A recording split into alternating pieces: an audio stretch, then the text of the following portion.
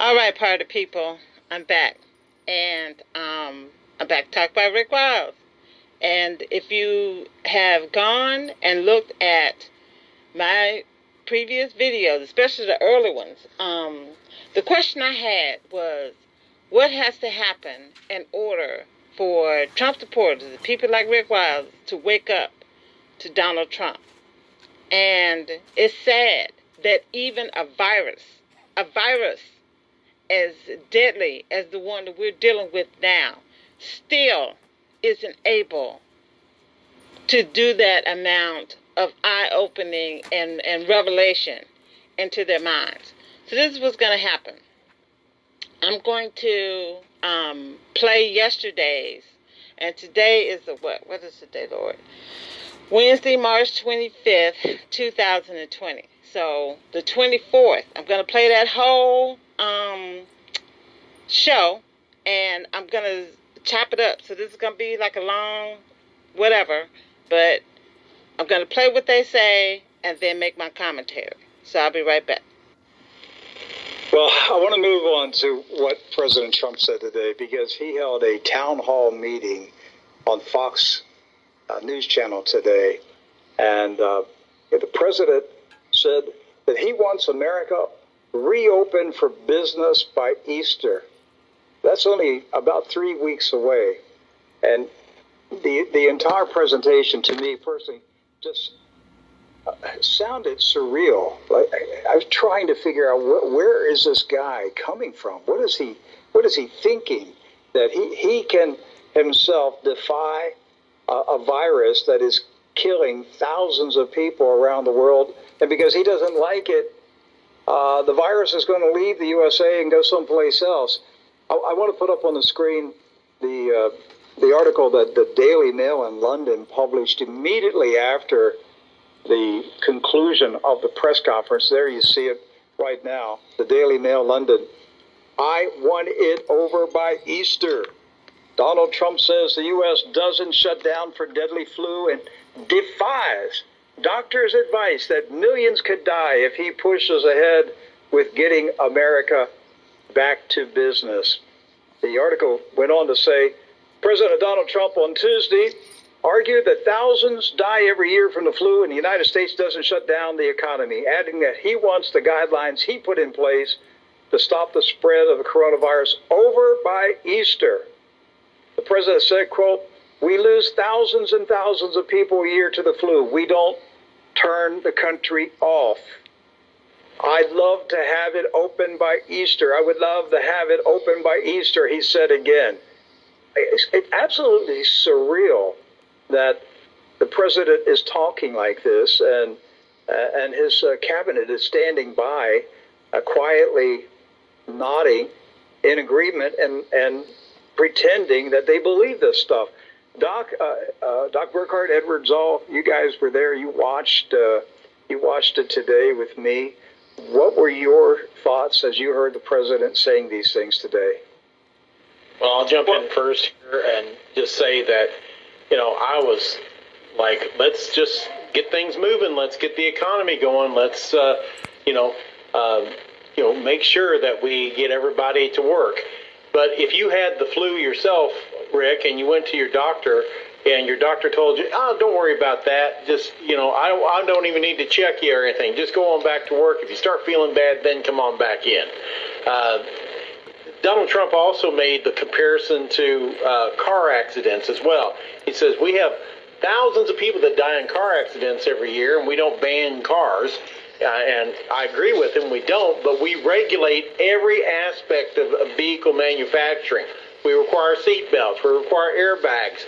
The tires have to be a certain size. There's so many aspects to protecting people driving cars.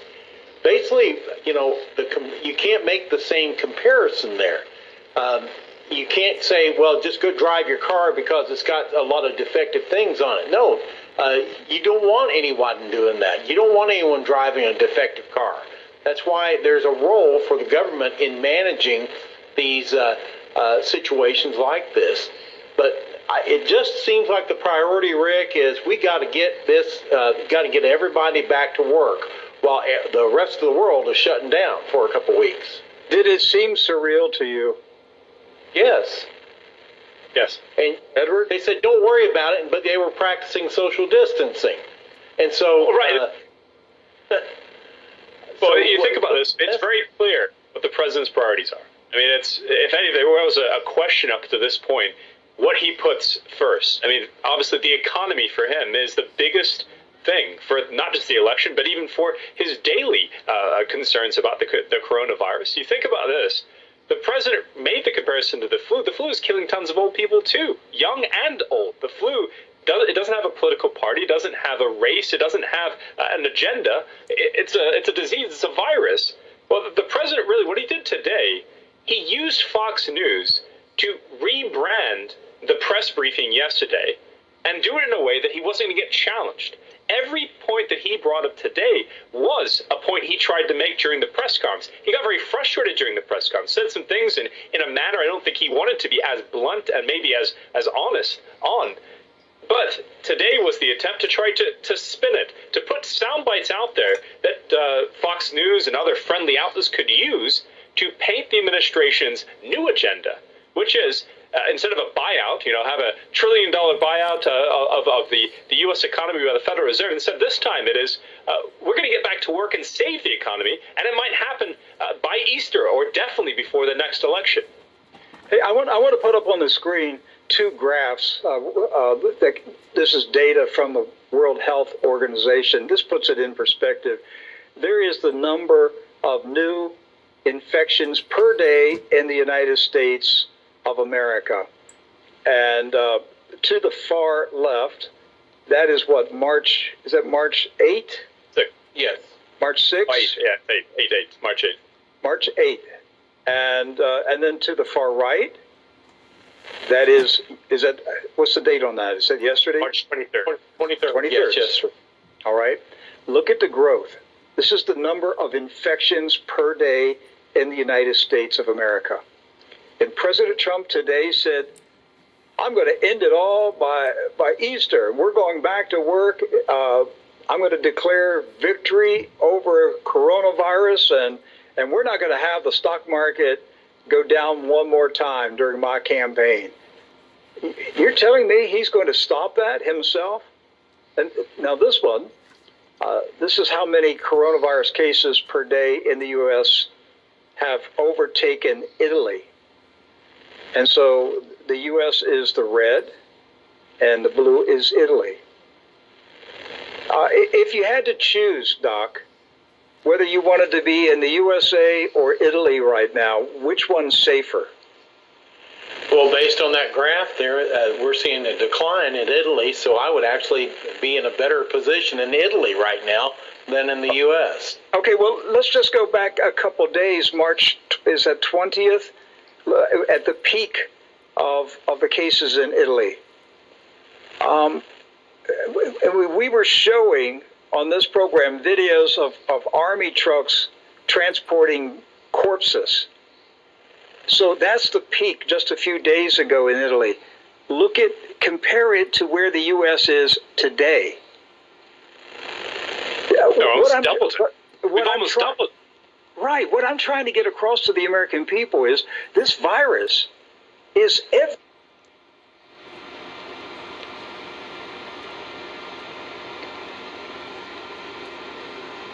That's not me. That's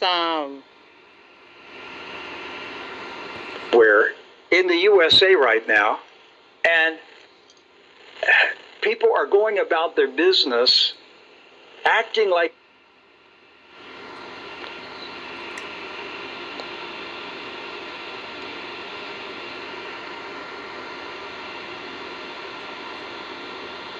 that's the internet buffering.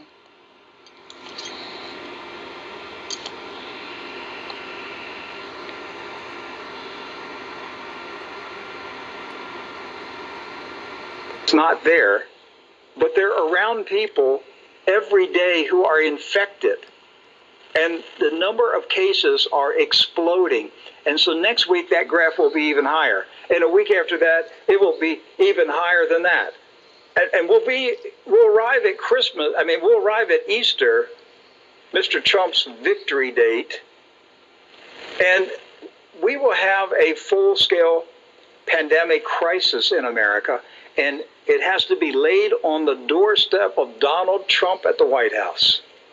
Well, the president won't have anyone to celebrate with him at this rate. If you look at, again, what he put up today, he didn't want any comparisons made to the Spanish flu. He hates any talk of actual pandemics, past pandemics. He wants to continue making those comparisons to the flu or automobiles or things that aren't, things that he's concerned about, things that don't threaten him. But we've seen, obviously, this past month that more than one individual has come in contact with him or been to the White House itself after being exposed to coronavirus. A couple actually tested positive. But the president, we actually have a soundbite from the town hall today. When he's sitting down, the interview portion, because the Fox News town hall, if we're going to call it town hall, was about 2 hours long. There was about a 30-minute segment with the president. And this was basically his opportunity to give his statements once again that he'd written from the podium. But we have one sound from the president talking about it's only 1%. It's only 1%, Rick. Well, unfortunately, 1% of 320 million is a little above 3 million people. That's not a small mark by any means. Okay, let's watch it. Set an agreement. Bill, excuse me, just 1 second. You can't compare this to 1918, where close to 100 million people died. That was a flu, which is a little different, but that was a flu where if you got it, you had a 50-50 chance, or very close, of dying.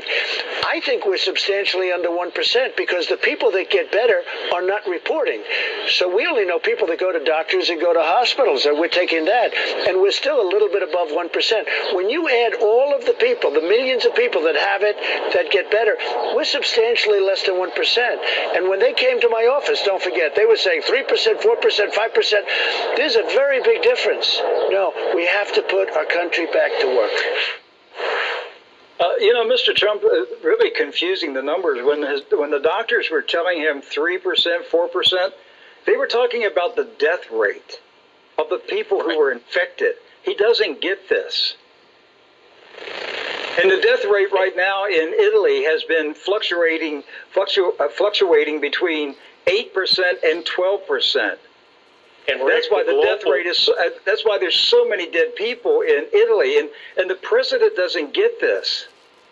And Rick, if he was taking this seriously. All right, hey, we gotta.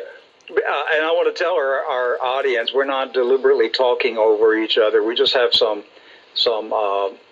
issues with the delay when we hear each other talk. So we'll work on trying to give each member of the team a few seconds to let the next person jump in. So let's go, Edward, you take it. But if the president was truly taking this seriously, he wouldn't have sat down with the Fox News host that interviewed him. Bill Hemmer came from New York City. He flew in from New York City to Washington to do this virtual town hall, and then he's heading right back to what's become the epicenter, the Wuhan of America, at the Fox News studios where Bill Hemmer actually works. One of Lou Dobbs' staff has tested positive. Fox News host Lou Dobbs. The president wouldn't have sat down next to Bill Hemmer, well within the distance we've heard, as you can basically commute this, you can catch this, if he was taking this seriously. Well, Edward, I'm sure the White House took Bill Hemmer's temperature, assuming that was all that they needed to do.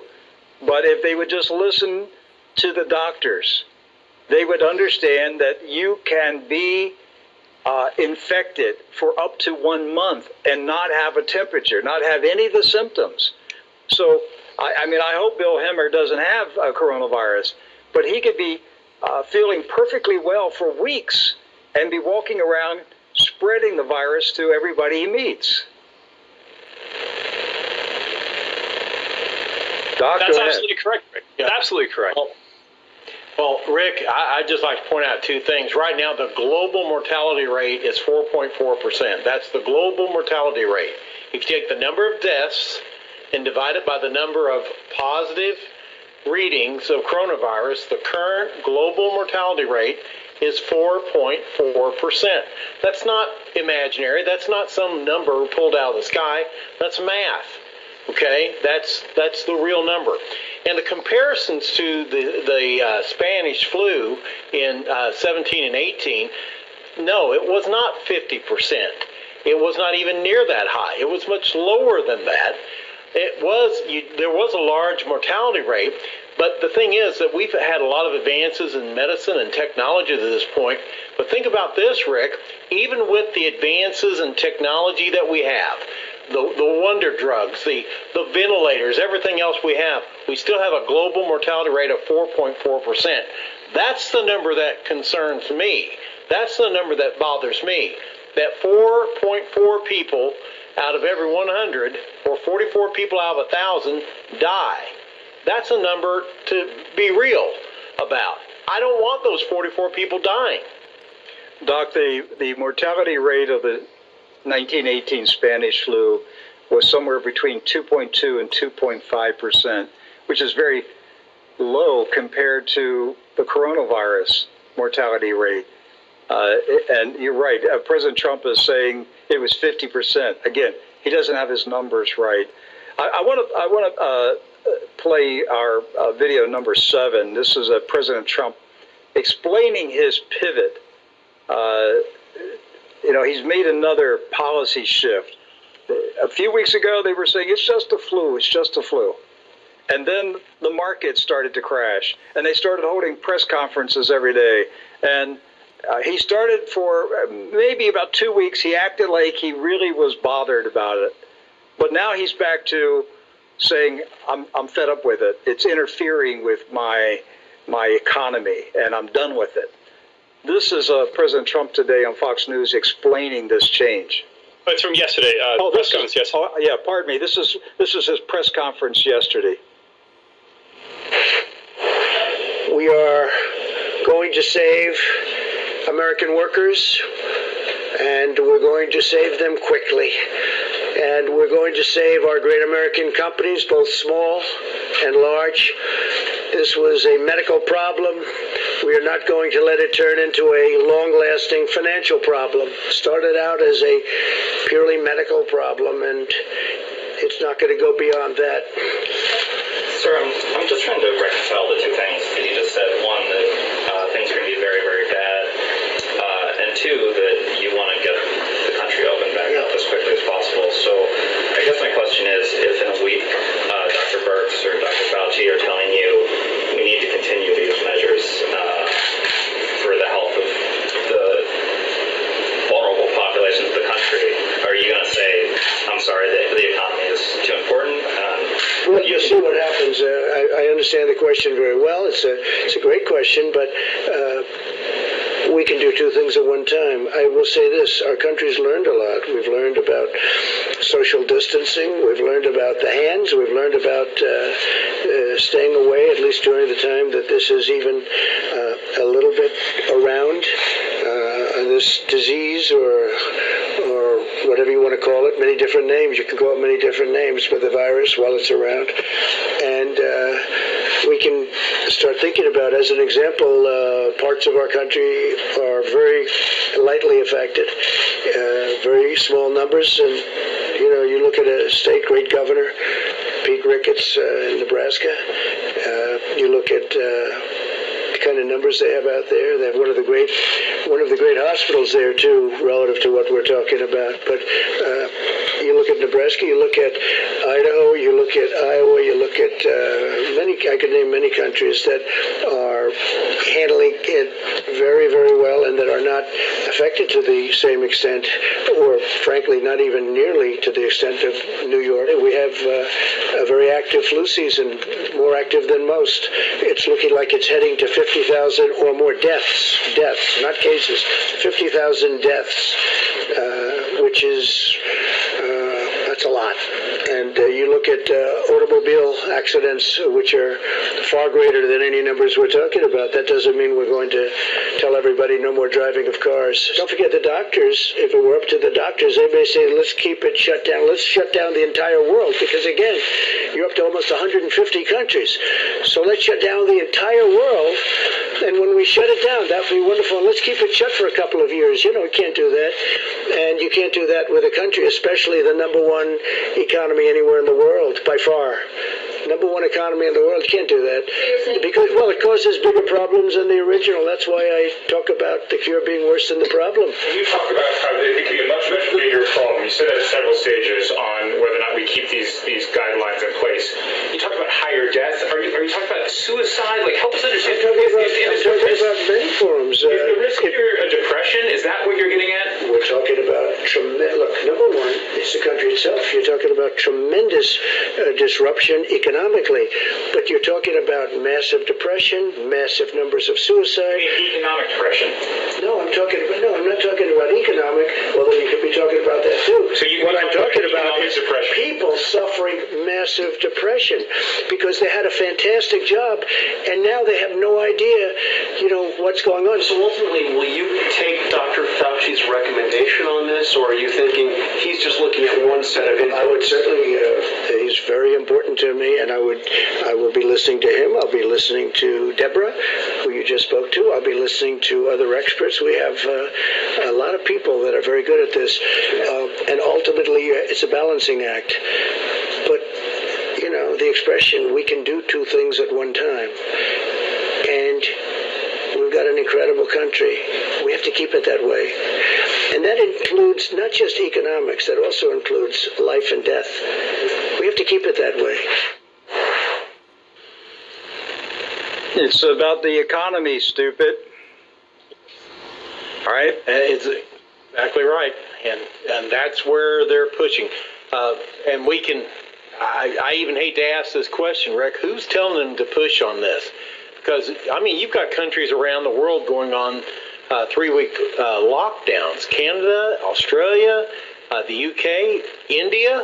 We haven't even got into that yet. That people are going down into lockdowns, but for us, it's full steam ahead. Or will it change again next week? Is the question. And so, Doc, Mr. Trump is a billionaire. What type of people do you think he associates with? Well, I know he's not hanging out with me, so probably billionaires, Rick. Right. And what do billionaires care about? Money. More billions. You got it. So the people who really have his ear are other money-hungry billionaires. And they're telling him, you can't let this whole thing be shut down. We got to keep it going. Or you and I are talking about the billionaires. They're saying among themselves, we're not going to be billionaires in a couple months.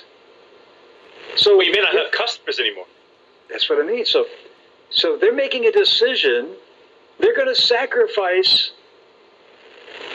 a portion of the American public. They're going to let them die. They've made a decision. They're going to allow a certain portion of the American public die. They're going to sacrifice humans to their Baal god. They're going to bring these humans out to their idol god, money, and say, here, we offer these humans to you. We serve you, almighty dollar. Please do not take away our wealth. And that's really the decision that they've made. Buyout. But he's above bailout, basically. It's a sacrifice. They have to have looked at multiple options here and said, well, this one, we save part of the economy, the legacy, the thing I'm running on, but maybe there's an extra 500,000, 600,000 people that die. Well, the business owners, maybe the advisors he has are telling him, that's worth it, Mr. President, as long as you win in 2020 and you keep that stock market high. That's exactly right, Edward. They're looking at it as just numbers. And these people are just numbers. They're expendable. I'm going to put up a CNBC article. This was based on yesterday's news conference that we just watched. And by the way, did you see Attorney General Barr? Right, the Attorney General who was just next to Peter Dutton, the cabinet member from Australia.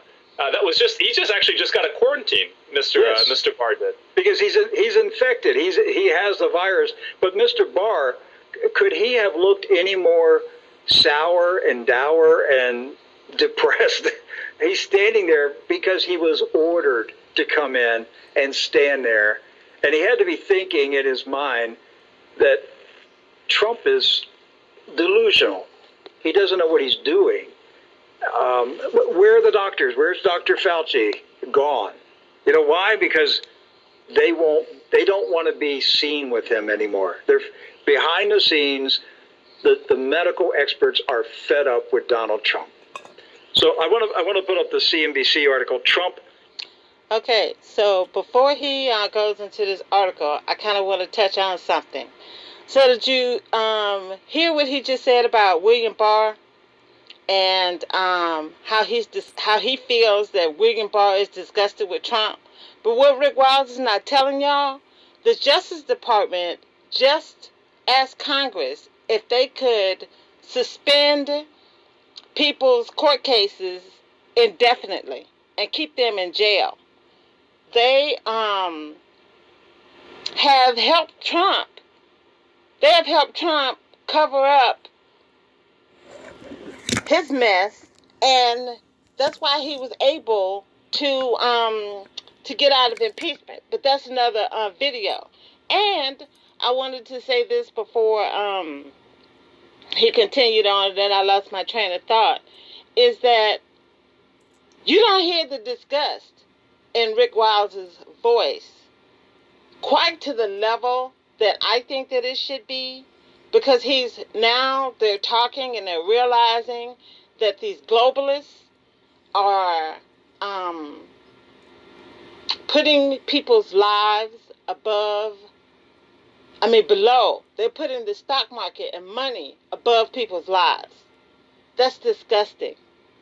And later on in the program, you're going to hear him talk like more disgusted about the Republican Party. But you're never going to hear him with that level of disgust with Donald Trump. And I'm going to take this opportunity as you're listening, to this. Anybody, that wants to take the time out, which I appreciate. Rick Wiles put this joker in office. You go back and listen to that video when he was calling him presidential. Rick Wiles said that Donald Trump was presidential when he was at that meeting with all the other false prophets up in New York. He said that he was looking at the future president of the United States of America.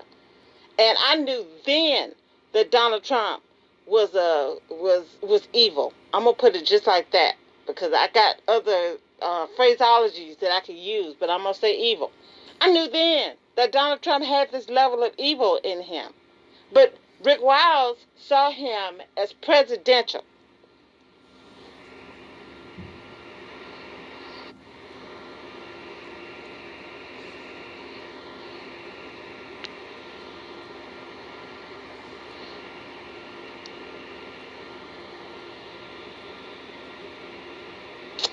Doggone it.